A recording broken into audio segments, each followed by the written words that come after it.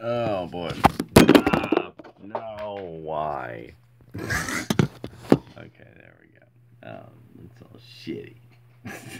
Okay. Um, just for a moment, something had hit me that I was like thinking about. I was like, oh yeah, this is kind of constantly. Damn, that's shitty. Um, damn. Uh, there's. I keep thinking about this. It comes into my mind. It goes out of my mind. And it's because Tim Pool keeps making me think about this. Because it's just the scrambling for the fucking fence.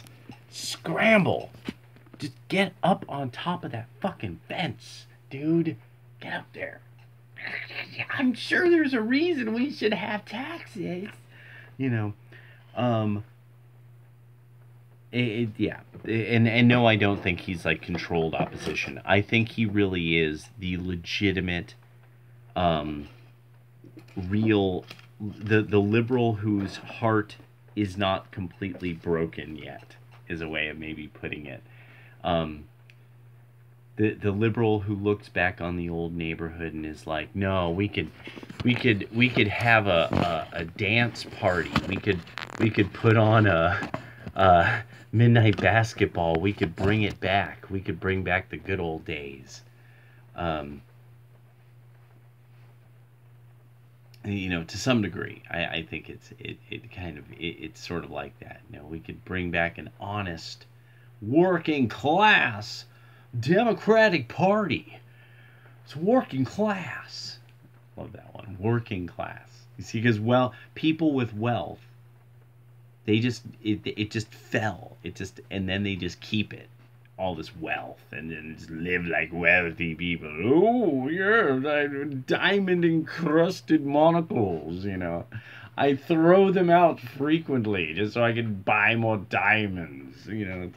Um, now I know he's not somebody who thinks like this. This is just something I've noticed among a lot of people in America, who use the term working class. That at some point you just have to ask them, okay, start giving me some kind of picture of what the working class is, and then who the working class is not.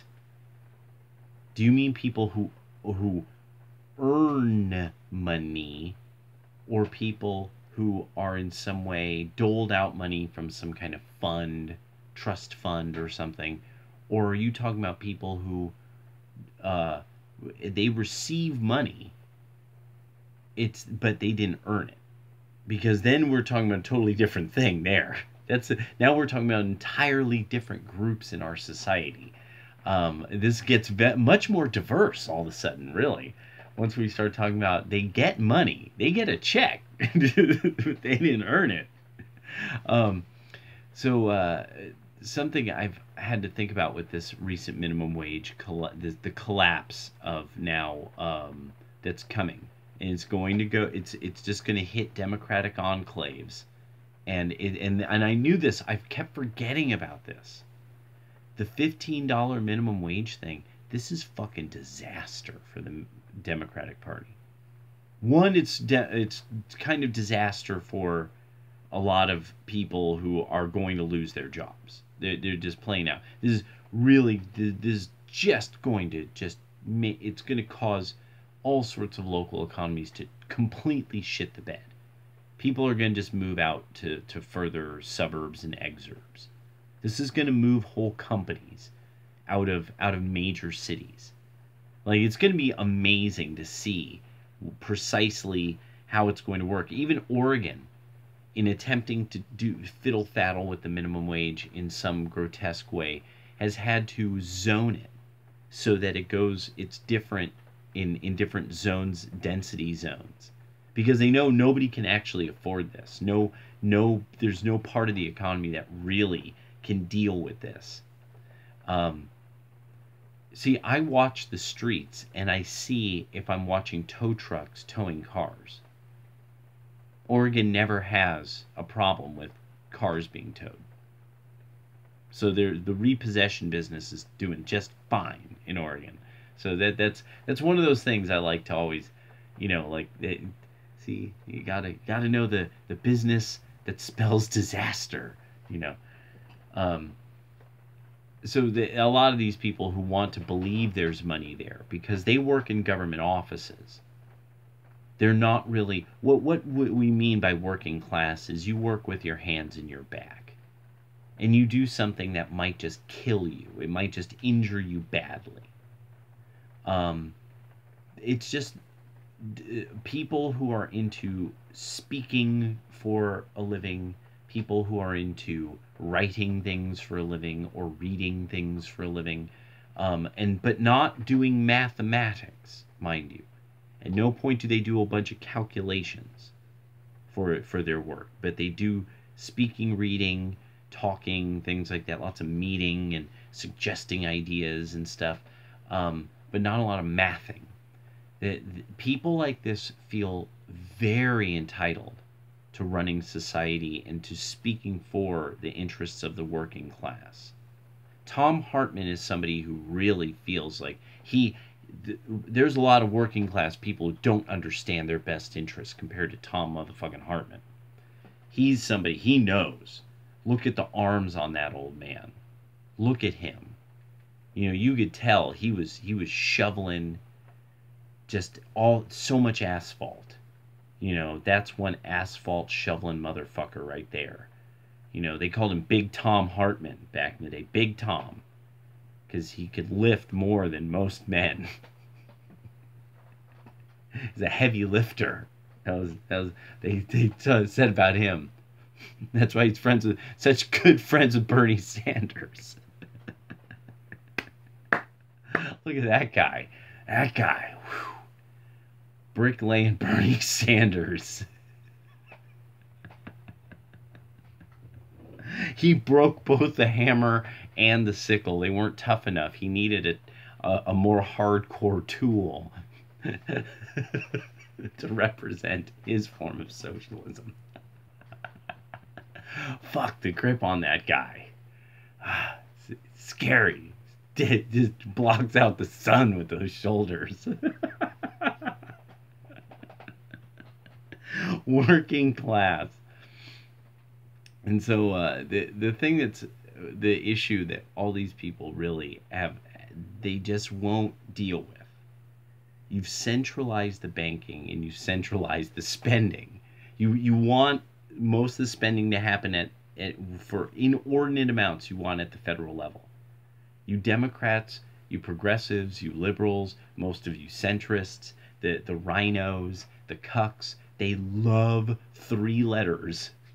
They love anything that's just 3 letters and it spends millions and billions of dollars. They just love it. They don't know what it is. DIA, CIA, DEA, FBI, FBS. They don't know. They don't care. It's spending money. It's doing things. It's the government. It's doing things.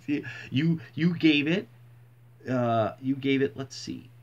You gave it about. You gave it this. You gave it this.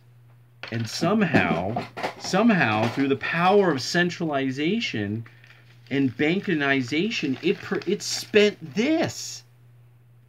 And you still get money back in tax time. It's because the IRS. Wait, look, 3 letters, 3 magic letters. So because they'll never deal with that. That there's this magical, the Pentagon is like this magical box. Money goes in and death comes out.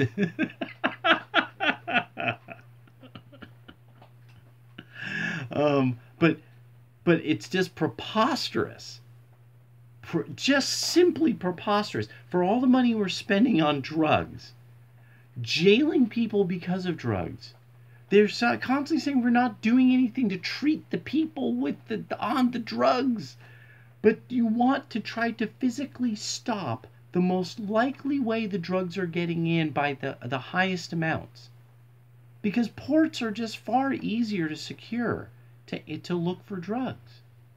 They're far easier. Everybody gets it. And that's the thing. Everybody understands this. Everyone's just pretending. Everybody's being dishonest. It's the only issue we really have is that Trump just started saying things. He just started saying things with candor. You know, There's rapists and murderers coming over here. Mexico knows this. Mexico has no problem with this.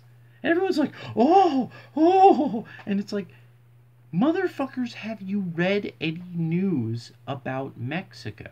Do you guys know what the murder and rape rate there are? Like, why wouldn't you want some, at least in certain areas where you just have a lot of people coming across, big barriers? And now it's the thing of, oh, there's more people than ever. This is even more reason to not build a barrier. And now it's just like, no, come on now. Come on. These are communists. These are traitors and communists. We should be Pinocheting these people. These people should be getting the Pinochet. But we're not there yet. We're not honest. We still got Kool-Aid in our veins. We still have Kool-Aid in there. So fruit punch and sangria. Still too hopped up on the drugs. It's everybody's still like, well, no, the 90s could come back again. No, it'll never. It's like Agnostic Front said, it'll never be the same again. Yeah, it's gone.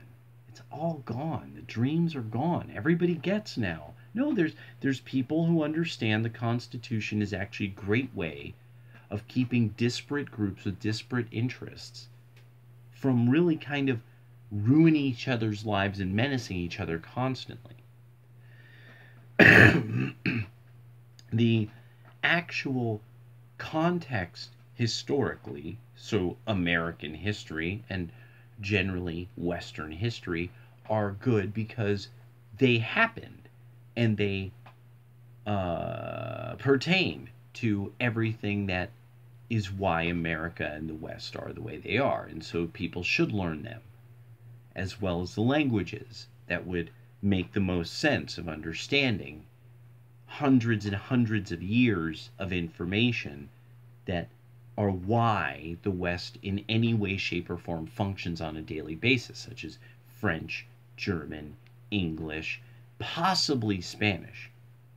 Possibly. Being that those countries could not manage their colonial states. It's not as important. Because so much of their history really has far more to do with what happened there locally. What was going on with Spain did not have as much. It's not the same kind of relationship.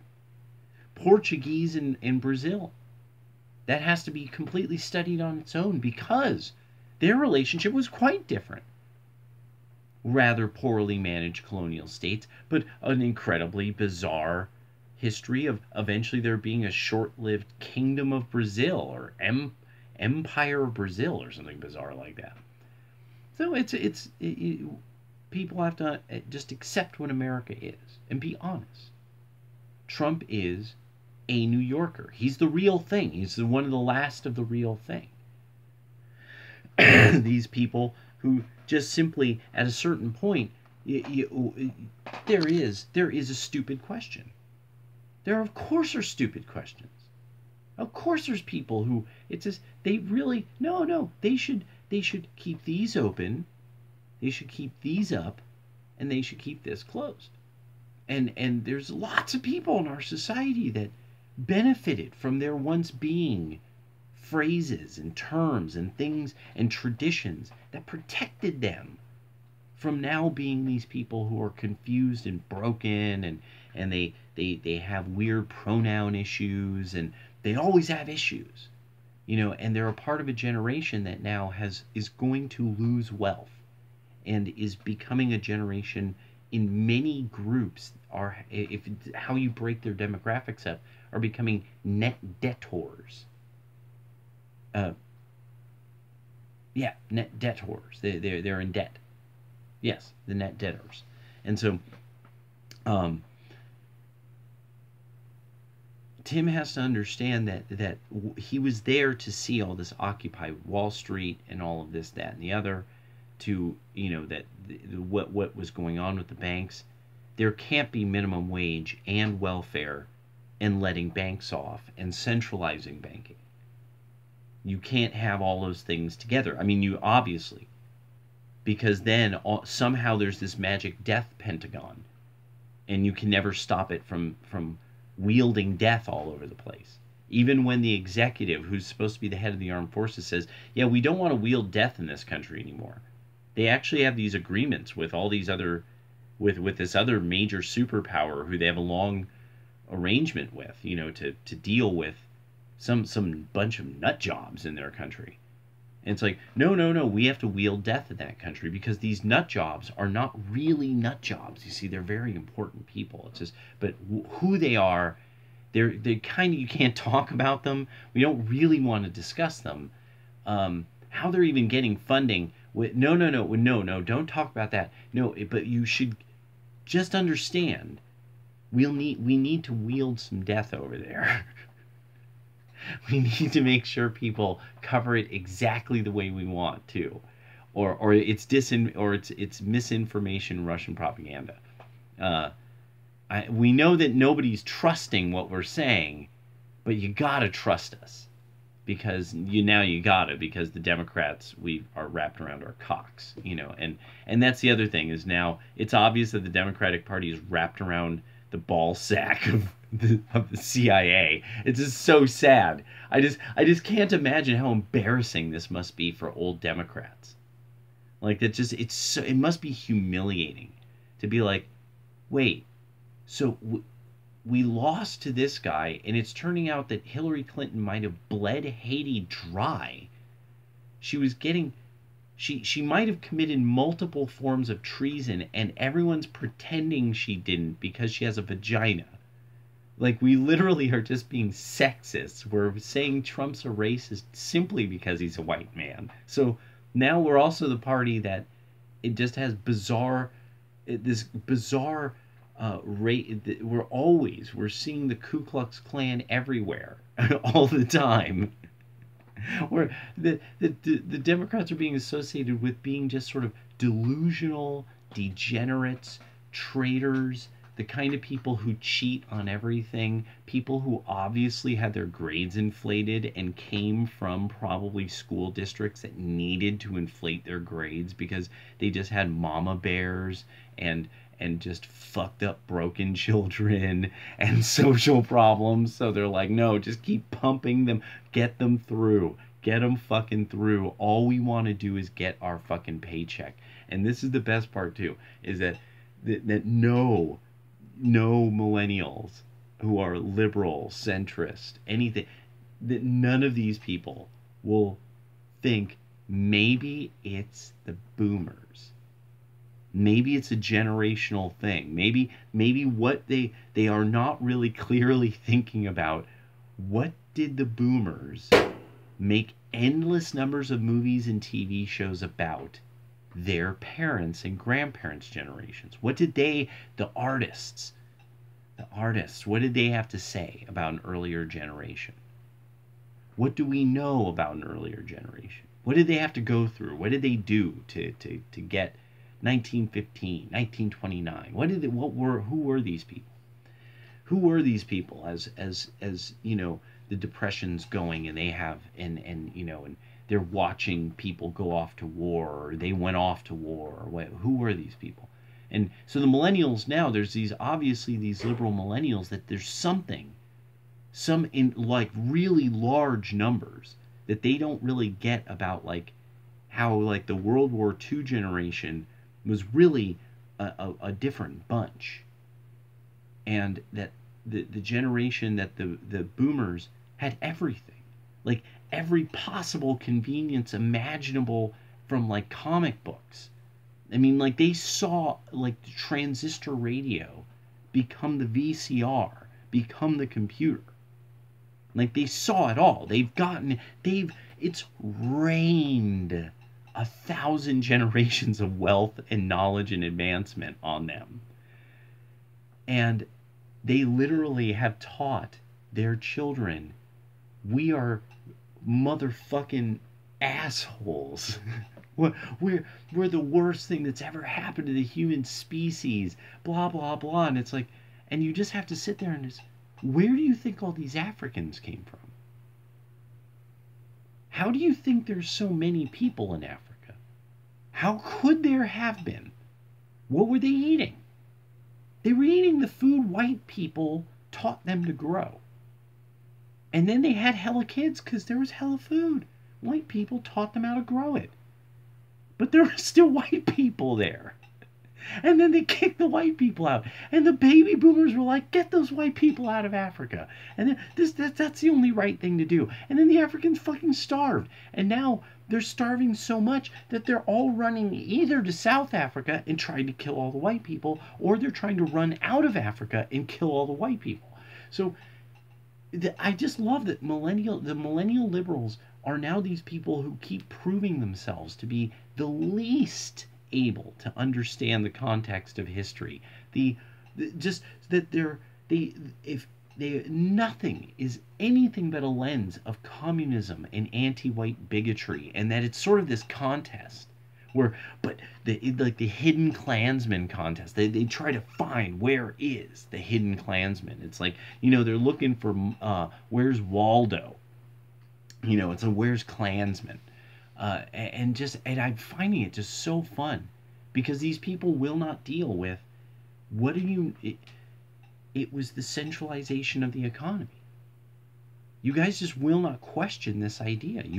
This is the idea that's too bold, too powerful. No, but if we don't centralize all banking, if we don't centralize all military power, like if we actually give the states somewhat more power over their national guard and have militias, if we were to, in some way, shape, or form have like kind of local and town militias as once existed, county militias, if we were to in some way, shape, or form have states and localities really try to have efforts that in some way are incentivized at the local level to do things that are beneficial for the local environment, to sustain it, because that would make sense.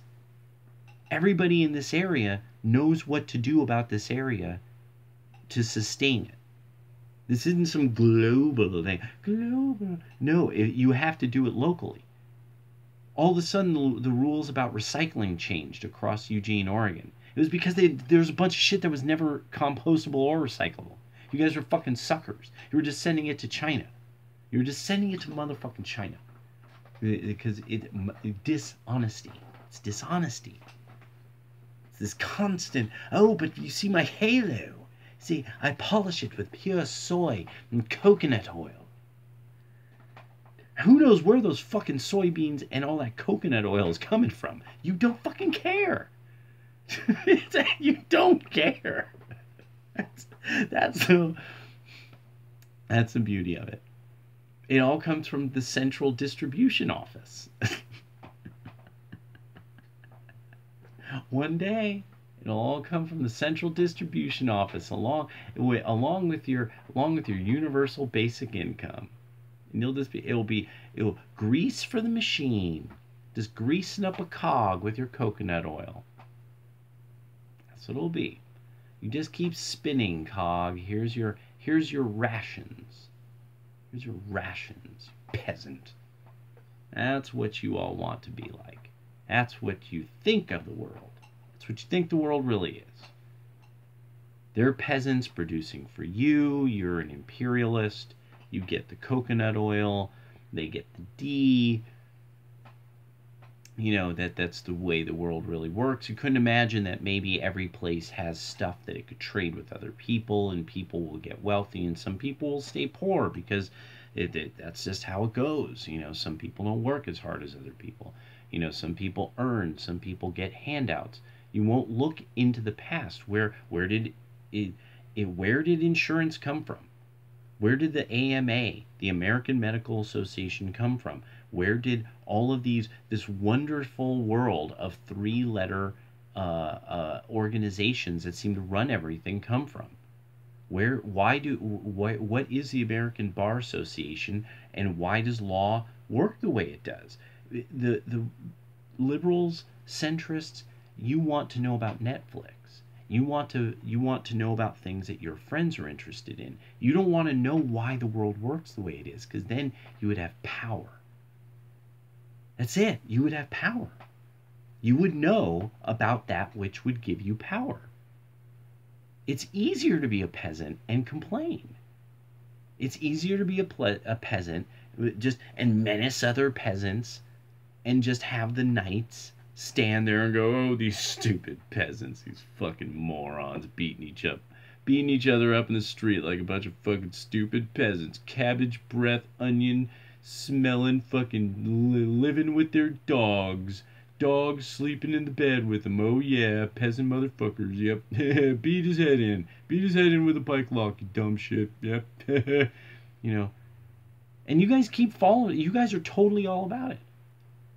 You love Jesus. Fuck you. Hail Stalin. I mean, it's just, you guys, you are the laughing stock of like American history, in that kind of, in that almost, you have to laugh or you'd cry kind of thing. Look at these soft idiots. They're working class. They fucking serve up drinks someplace. It's, you're not shoveling asphalt. You're not putting up steel. Yeah, I put up steel, and then there was these Christian guys were protesting abortion, so I decided to go hit them with a bike lock. That's not, no. Stop it. Oh my God. I was working at the vegan co-op, and then we all decided to go, and then we would bump into Patriot Prayer. Then we'd bump into them and walk like zombies, and it'd be all weird, because they don't like that. It makes them very uncomfortable with their manliness, if you get in their space, Oh my God, working at the vegan co-op is so cool, but it's like work. And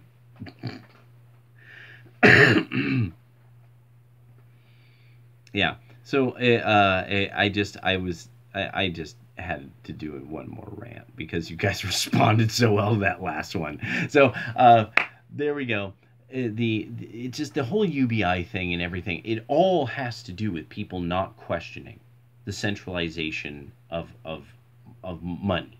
That's all this is. And everything we're seeing, I just love it too. Everything we're seeing is the talk about all the alternative currencies, the decentralization or democratization of money. And none of these people will apply history. They just don't get it. They just don't get why their ancestors were really fighting Britain. They just will not accept. I know you love this idea of they didn't like taxes, but it's like, okay, so who had the power to mint money? If you had gold, could you turn it into a currency? If you had silver, could you turn it into a currency? And then what currency was it? So in case it got traded someplace, what was it worth? What was it worth in rum from Barbados? Before Barbados, when Barbados was not, say between a Spanish colony in Florida and Barbados, and a British colony in Barbados, British sugar plantation Barbados. They make rum, send it over to Spanish. What are you trading in? What's stuff worth? Well, the early colonies needed to have their form of currency be worth things because they didn't have shit. There was nothing. They were starting over from scratch. There was Sims life, and so people don't get that when you can trade, when you're like, oh my God, we could get dried meat, we could, how much of this do you want for dried meat? Because they could, I know what this is, and I could trade it for this with these other people. And that's it. That's how the whole thing with money, it's trust. It actually, a lot of it is trusting that it's worth something. And it's the centralization of trust. And why liberals are got this oh, I totally believe in the politicians and the government, but I don't believe in the evil government that does the evil things. I only believe in the good government that does good things. And it's, oh my God, so childish. Just fucking juvenile. Like, just low, low eye, hair and sand in there. Hair and sand.